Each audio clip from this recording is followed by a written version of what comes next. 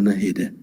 ካውንስሉ ያንን ለማስተካከል አቅሙም እንትኑም የለውም። አዲስ ቃለ ሕይወት ቤተክርስቲያን ፕሬዚዳንት ዶክተር ስምዖን እንግዲህ ዛሬ በተለቀቀው ቪዲዮቸው ላይ ካውንስሉ እነዚህን ነገሮች ለማስተካከል በዚህ ሰዓት ላይ አቅሙ የለውም በማለት ተናግረዋል። ምን ነገሮችን እንደሆነ በጥቂቱ ደግሞ ለመመልከት እንሞክራለን። እስኪ እንስማቸው እና ለምን በዚህ ጊዜ እዚህ ውሳኔ ላይ መድረስ አስፈለገ የሚለውን እንደው ብታጠናክረው ብዬ ነው። እንግዲህ ይሄ ችግር ቆየት ያለ ቢሆንም አሁን በጣም እየተባባሰ እየተጋጋለ እየሄደ ነው።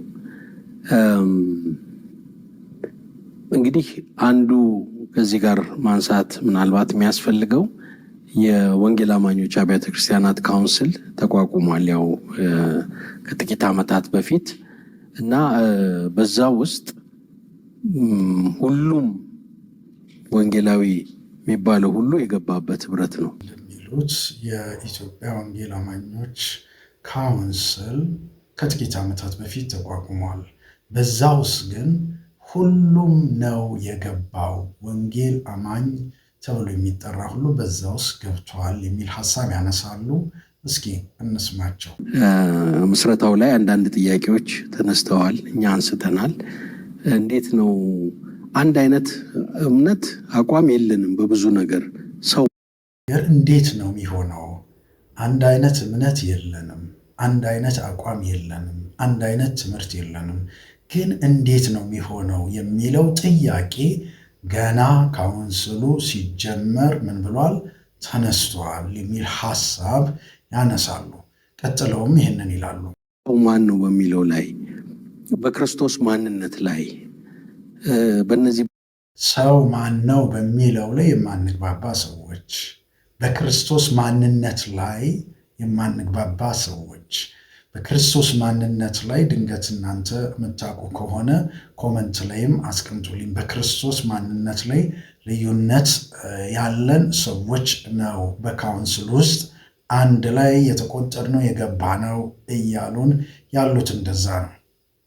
በጸጋዎች ላይ ብዙ ነገሮች በጣም ዝብርቅርቅ ያሉ ነገሮች አሉና ይሄ ሁሉ እንዴት ነው በአንድ ህብረት የምንገባው የሚል ጥያቄ ተነስቶ ነበር እና በብዙ ነገር የተለያየንና ብዙ ዝብርቅርቅ ያለ ነገር እንዳለ እየታወቀ እንዴት አድርገን ነው በአንድ ህብረት ካውንስሉ ጥላ ስር ልንሆን የምንችለው የሚል ንግግርም ክርክርም ነበረ ብለው ነው እንግዲህ ዶክተር ስምዖን ይሄ ነገር ወይ ተጣርቶ የሚገባው ሁሉ የሚያምነውን ነገር ተብሎ ኮሚሽን ተቋቁሞ ኮሚቴ ተቋቁሞ 7 አዕማደ እምነት ተብሎ ዋና ዋና እምነቶች ተብለው ሁሉ የተወሰነ ሙከራ ተደርጓል።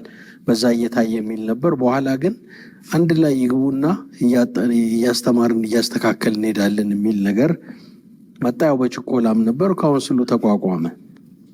እንግዲህ የኢትዮጵያ ወንጌል አማኞች ካውንስል የተቋቋመበትን መንገድ ጥርት አድርገው ሲነግሩን በመጀመሪያ ደረጃ ጥርት ተደርጎ የምናምንበት ነገር ግልጽ ሆኖ በዛ መንገድ እንሰብሰብ፣ ወደ ካውንስል ውስጥም እንግባ የሚል አንድ ጎራ ሲኖር፣ ሌላው ጎራ ደግሞ አይ ሁሉንም ካስገባናቸው በኋላ እያስተማር እያስተካከል አንድ አይነት እናደርጋለን የሚል ሁለት ቡድን እንደነበረ በዚህ ሀሳባቸው ላይ በግልጽ ተናግረዋል።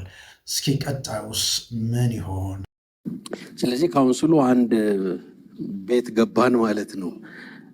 የተለያዩ መንፈሳዊ ፕሮግራሞች አንዳንዴ ካውንስሉ ያደርጋል። አብረን አደባባዮች ላይ የተለያየ ቦታ እንታያለን እና አሁን አንድ ነን የሚለው አስተምሯችንም አንድ ነው፣ አንድ ቤት ነን የሚለው ነገር እየጋለ እየደመቀ መምጣት ጀመረ። ፍጹም የማንግባባ አንድ አይነት ትምህርት የሌለን ሰዎች ግን በካውንስሉ ጥላ ውስጥ ሆነን አንድ ነን፣ አንድ አይነት ነን የሚለው ነገር በምናደርጋቸው ፕሮግራሞች እየጎላ እየተስፋፋም መጣ ይሉናል።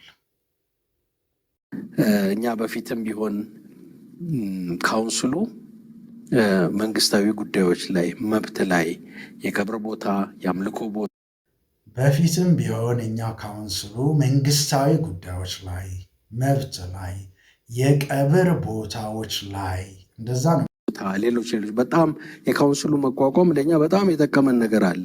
አሁን በተዘረዘሩ ጉዳዮች ላይ የካውንስሉ መቋቋም ለእኛ በጣም ጠቅሞናል። ህጋዊ ሆነናል።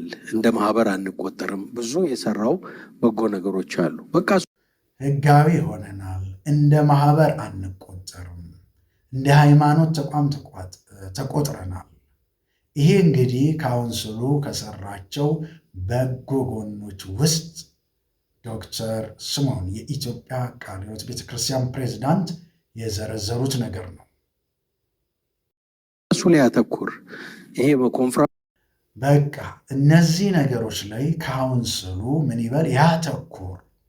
ኮንፍራንሶችን ወይንም ደግሞ መንፈሳዊ ነገር በተመለከተ እሳቸው የሚሉትን ደግሞ እስኪ ኮንፍራንሶች፣ መንፈሳዊ ነገሮች ሌሎችን ግን ለህብረቶችና ለቤተ እምነቶች ይተው። ኮንፍራንሶች ወይንም ደግሞ መንፈሳዊ ጉዳዮችን ግን ለህብረቶችና ለቤተ እምነቶች የኢትዮጵያ ወንጌል አማኞች ካውንስል ይተው ይላሉ። ምክንያቱም አብረን እነዚህ ቦታዎች መታየታችን ታች ላለው ህዝባችን ግራ መጋባትን ይፈጥራል።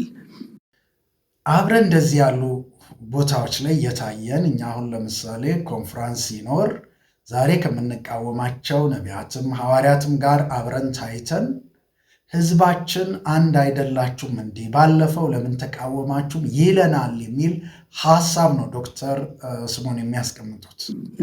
አሁን ለምሳሌ ሐዋርያት ነቢያትን እንግዲህ ይህን መግለጫ አወጣን። እኔ ነገ የሆነ ካውንስል ስብሰባ ላይ ሐዋርያና ነቢይ አብረን ልንታይ እንችላለን እና ሰው ታች ያለው ግራ ይገባዋል። በዚህ በኩል አብራችሁ ትሰራላችሁ፣ በዛ በኩል ደግሞ አትጋብዙ ትላላችሁ የሚል ኮንፊውዥን በጣም እየተፈጠረ ስለመጣ ካውንስሉ ጠቅሞናል። ከካውንስሉ ጋር አብረን መስራታችን እንቀጥላለን። ቃለ ሕይወት የካውንስሉ የመሪነት ሮል ሁሉ ተጫውታለች። ነገር ግን ክሊርሊ እምነታችንን ማሳየት አለብን። በምን እንደምንለይ ምን እንደማንቀበል መስመር ካላሰመርን በስተቀር ይሄ አደገኛ ነገር እየሆነ ሄደ። ካውንስሉ ያንን ለማስተካከል አቅሙም እንትኑም የለውም አዲስ ሞመንት። እንግዲህ የዶክተር ስምዖንን ሐሳብ እንደሰማችሁት ነው። እናንተ ሐሳብ አስተያየታችሁን በኮመንት መስጫ ላይ አስቀምጡ።